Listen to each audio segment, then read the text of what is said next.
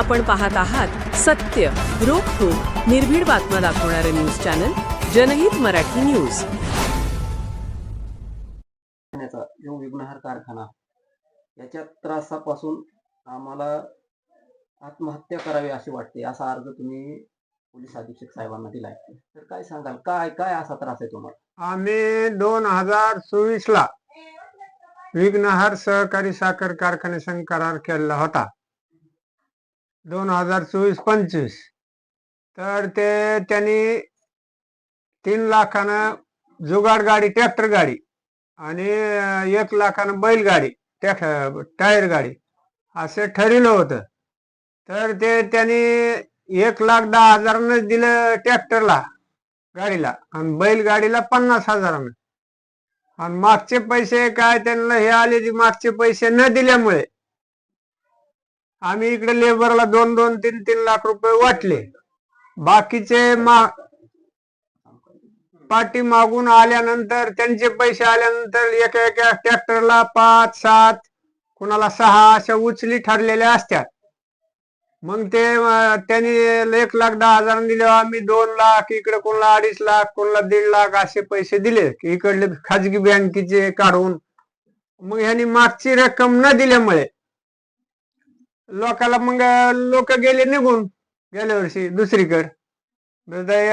गेल्या वर्षी त्यांनी खूप त्रास दिला कारखान्यावाल्यांनी. मग लोक म्हणले, आमचे पैसे द्या, आमचं पूर्ण करा रक्कम, आम्ही यायला तयार आहे, नाही तर मग तुमचे येतील तसं देऊ पैसे, जसं आमच्याकडून घडतील तसं.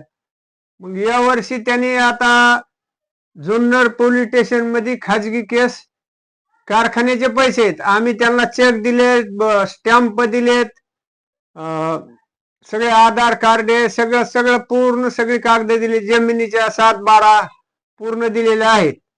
मग त्यांनी नियमाप्रमाणे चेकवर कोर्टात केस करायला पाहिजे, कोर्टात खटला दाखल करायला पाहिजे, त्याच्या नोटीस आम्हाला यायला पाहिजे. त्यांनी फलटण पेटर प्रमाणे फलटणचं बघून आमच्या डायरेक्ट गुन्हा दाखल केला कर्मचाऱ्याच्या नावानं. आता हे कर्मचाऱ्याचे पैसे आहेत का कारखान्याचे पैसे? मग ह्यानी जुन्नर पोलीस स्टेशनला गुन्हा दाखल करून अचानक 2-3 गाड्या कारखान्याच्या, काही गुंड लोक, काही कारखान्याचे कर्मचारी, पोलीस आणून आम्ही इथे सगळे गावात हे आमच्या मागे लागले. आम्ही मग पुन्हा बाजूला बसलो. आता 8-10 दिवसाला सारखा त्रास त्यांचा, सारख्या गाड्या. त्यात शितके अधिकारी सचिन पाटील त्यांच्या मध्ये आले तेव्हा मला इथं आमचे लोक सांगत होते, पिस्तूल हे असे घेऊन येतात, रातचं येतात कवा आमची बाया माणसं. आम्ही गेल्या वर्षीपासून आम्ही नोटिसा पाठवलेल्या आहेत त्यांना, कारखान्याला. पुन्हा आता सगळं आता आम्ही हे निवेदन पोस्टामधून टाकलेले आहे. कारण की आम्हाला इथं रोडवर जाता येत नाही, ही लगेच उचलायचा प्रयत्न करते. ह्यांच्या इथं लोकांनी खबरे आहेत त्यांचे, लगेच त्यांना सांगितलं की लगेच गाडी येते की लगेच उचलायचा प्रयत्न करतात. म्हणून आम्ही रोडवर फिरत नाही. 2 महिने झाला आम्ही डोंगराने लपत. एक आमचा हे जोडीदार, त्याला BP साखर आहे, ते त्या दिवशी पळताना डोंगरात पडला, त्याला सगळ्या हाताला हे मार लागला. त्याच्यामुळं माननीय मुख्यमंत्री, उपमुख्यमंत्री, SP साहेब, पुणे SP साहेब यांनी दक्षता घ्यावा व जुन्नर पोलीस स्टेशनला सूचना द्याव्यात आणि कारखान्याच्या अशा खोट्या केस घेऊन आम्हाला विनाकारण त्रास देऊ नये ही विनंती. पुन्हा आमची ते जामीन जुन्नर पोलीस स्टेशनला होती, तिथं बी दबाव आणून त्यांनी आमची जामीन काय झाली नाही. मध्ये 19 एप्रिलला आमचा मुलगा, आम्ही कामानिमित्त व दर्शनानिमित्त पंढरपूरला गेलतो. गाडी होती लोकांची किरायाने नेलेली, अशी भाड्याने नेलेली गाडी. मग त्यांनी 10-12 सचिन पाटील व अन्य 8-9 जणांनी, 10-12 जणांनी येऊन आम्हाला पंढरपूर मध्ये धरले आणि धरून आम्हाला गाडीत टाकून आमची गाडी विनेली, वाटाने हाणमार केली, लाताबुक्याने 20 चक्कावर सह्या घेतल्या. 3,70,000 रुपये एका माणसानं तिथे पंढरपुरात वाहन मालकांनी दिले, ते हिसकावून घेतले. सगळे आमचे 20 चक्कावर मारू 4 बँकेच्या चक्कावर सह्या घेतल्या, 20 चक्कावर. पुन्हा 3,70,000 रुपये घेतले. ती आमची गाडी ड्रायव्हर सोडून दिला आणि ती गाडी आमची तिथे कारखान्यात लावली, लोकांची गाडी किरायाने नेलेली, ती गाडी तशीच कारखान्यात आहे. पुन्हा आम्ही एक वेळेस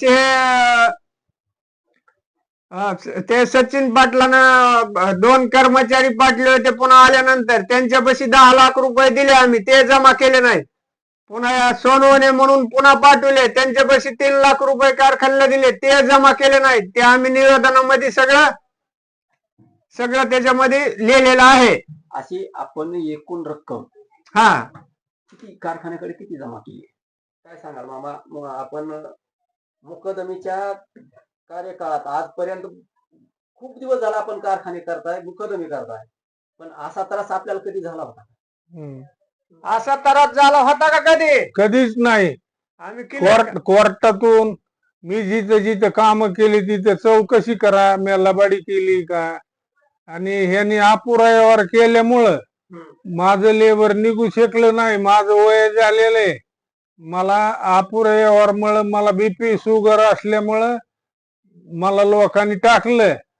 लबाड्या म्हणले व्यवहार पूर्ण कर, नाही तर आम्ही काही तुझ्या मागे येणार नाहीत. म्हणून मला इकडं कोणी पैसे द्यायना, म्हणून सावकार काही जमलं नाही, बँक बी द्यायना, वय झाले म्हणून म्हणले तुमची फाईल इथं मंजूर होत नाही.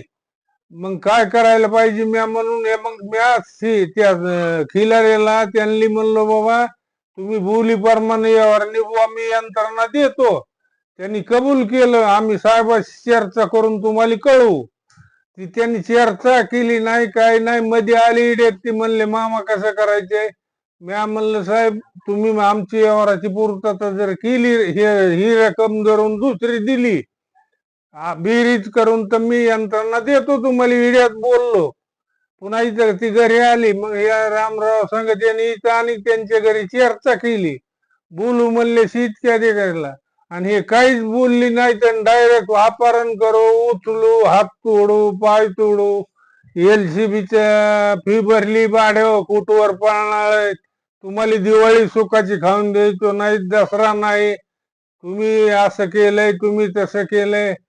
हे बघा हे दबाव सारखा. पोलीस स्टेशन तिथं पोलीस नेते, PI नेते, जुन्नर पोलीस स्टेशनचा वकील पळवून लावला आमचा त्या जुन्नर पोलीस स्टेशन मधून. ते वकील बिहून आला निघून, आमची जामीन होऊन दिली नाही. आता कोर्टा पुढं कोणाचं काय चालणार आहे? आम्ही पुन्हा मुंबईला मांडली, तिथं बी ते PI ते गेली, तिथं बी दबाव आणून ते आमचं माग सरला वकील, ती 2-4 जण सरकारी वकील ते मिळून आमची तिथली बी फेटाळली जामीन. आम्ही म्हणजे माग घेतली आम्ही. मग आता आम्ही काय पर्याय करावा? आता माझं वय झालेलं आहे आणि आत्महत्या मी करणार आहे. ह्याची दक्षता चौकशी करावं. दुसरे कारखाने किती काय पैसे देतात आणि ह्यांनी कसं दिलं ह्याची चौकशी करून आम्हाला नोटीस द्यावा. आमच्याकडे लबाडी असली तर आम्हाला जरूर कोंडावं त्यांनी, आणि नसली तर त्यांनी त्यांचं मागे घ्यावं केस आणि राम करावं. आमचं वसूल होतेल असं आम्ही भरायला तयार आहेत. लोक कर्नाटकात गेलेत, कुणी इकडे नांदेडकडे गेलेत, कुणी एक अंगल तिकडे गेले. एके अंगलला आडवं झालं, ती मला मरणाचं मारलं, दारूच्या खाली गाठात एका अंगलवाल्यानं कोटर बंच्या मला दखाबुकी केली. ते काय करणार आहे मी ह्या वयात सांगा? आम्ही काढते तर मग मी गुन्हेगार होतो, पण मला पैसे दिले नाही. ते शीतकी अधिकाऱ्याने कधी मला राम केला नाही आणि काय नाही. हे बघा हे माझ्यावर अन्याय आहे. मला एकच मुलगा आहे, तिथे तिकडे परगावाला आहे, आणि आमची मालकीनीला पेरलेच झालेला आहे. माझं फार परिस्थिती बेकार झालेली. त्यांनी मला त्रास जर दिला रात्री बेरात्री येऊन, हे बघा माझ्या खिशात गोळ्या आहेत शुगर बीपीच्या, हे बघा गोळ्या आहेत माझ्याकडे. हे बघा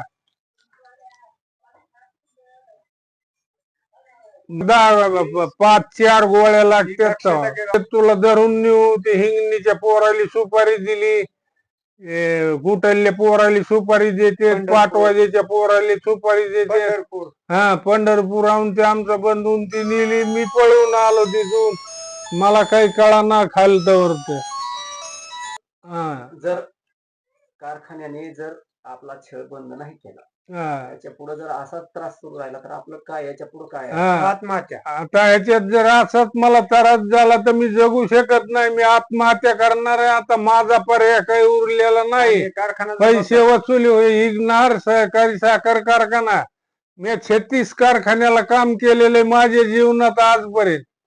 तिथली चौकशी करा, माझ्याकडे आहेत का काही 2 रुपये काही आहेत का, कसं बघा आणि मला उत्तर द्या.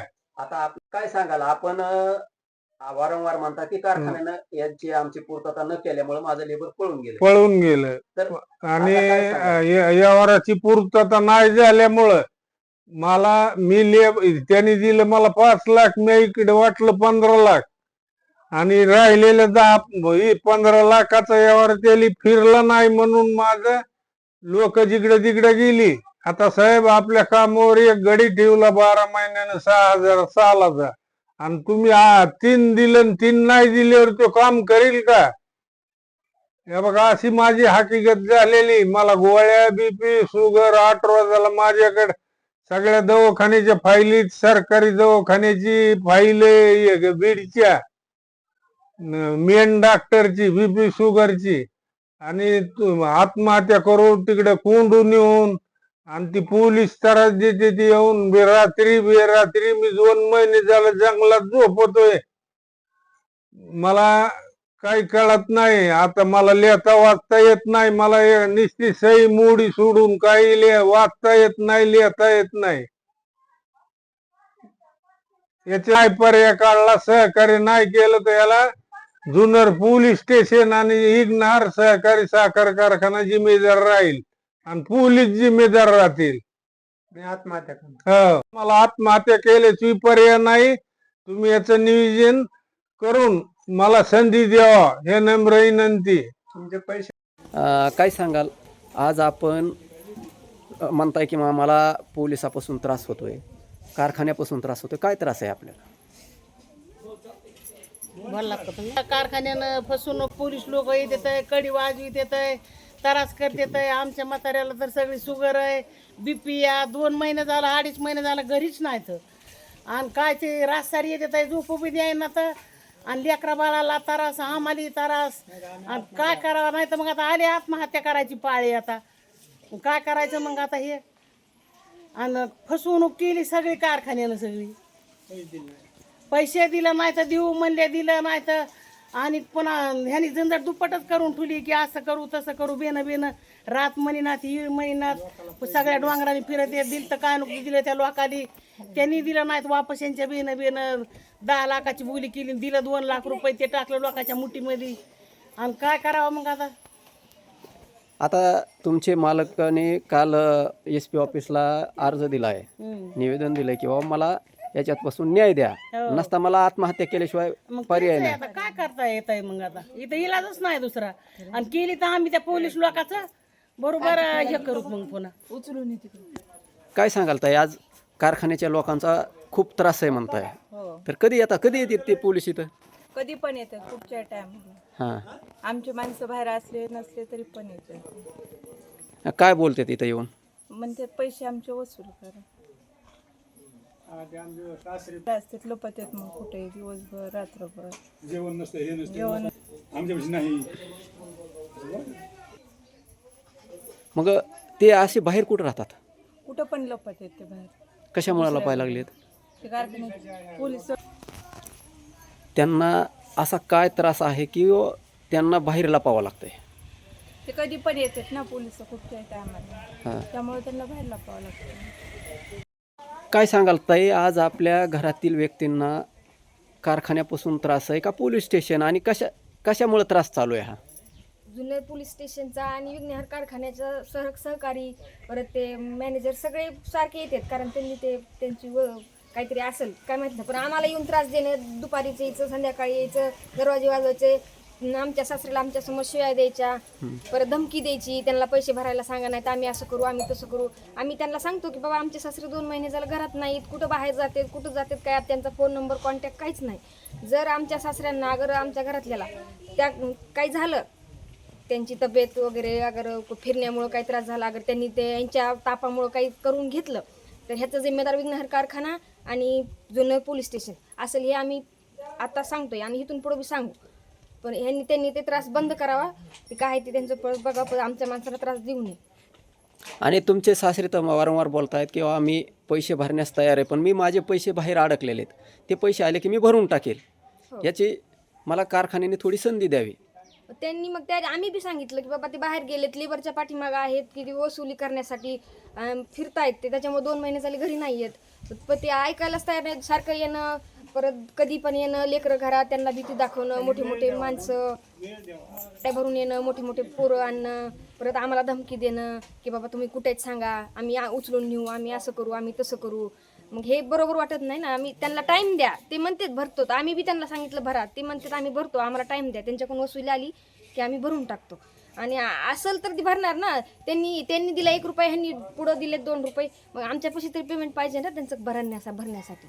मग हा त्रास दिल्यावर मग त्यांनी ते लेबरच्या मागं वसुली करायची का असं ह्यांच्या भीतीनं बाहेर पळत राहायचं. एक तर ते घरी येत नाहीत, कॉन्टॅक्ट नाही, काही नाही, मग ते भरणार कसे पैसे? थोडा टाईम द्यावा, थोडा वेळ द्यावा. हे पोलिसाची केस, परत केसचे पोलीस, परत ते जुन्नरचे पोलीस, परत त्यांचे अधिकारी, परत ते कारखान्याचे फोन, मग ते सगळे जबाबदारी त्यांची राहील परत की त्यांना धमकी देऊन अगर त्यांचं काय झालं. आपली कारखान्याकडे काय मागणी आहे? आम्हाला वेळ द्यावा, आमच्या घरातल्या माणसांना तुमचं पेमेंट भरण्यासाठी वेळ द्यावा, टाईम द्यावा. ही जी केस केली आहे, अगर ही धमक्या चालू आहे त्या बंद कराव्यात. त्यांना टाईम द्या, म्हणजे तुमच्या धमकीमुळे ते घरीच येणार. घरी नाही आले तर मग ते आम्हाला कळणार कसं ना, पेमेंट कधी भरणार, वसूल कुठून करणार, काय करणार. ही मागणी आहे की थोडा टाईम द्या. ते भरणार पैसे, ते कधी कुठं जाणार नाही, तर ते भरतो म्हणते. तर पण इतकी अडचणी, इतकी गडबडानं, इतकं फास्ट त्यांच्याच्यानं होणार. मग इतकं काय जर झालं त्याच्यात तर मग हे जबाबदार राहतील कारखाना. जनहित मराठी न्यूज चॅनलला लाईक करा, शेअर करा आणि सबस्क्राईब करा.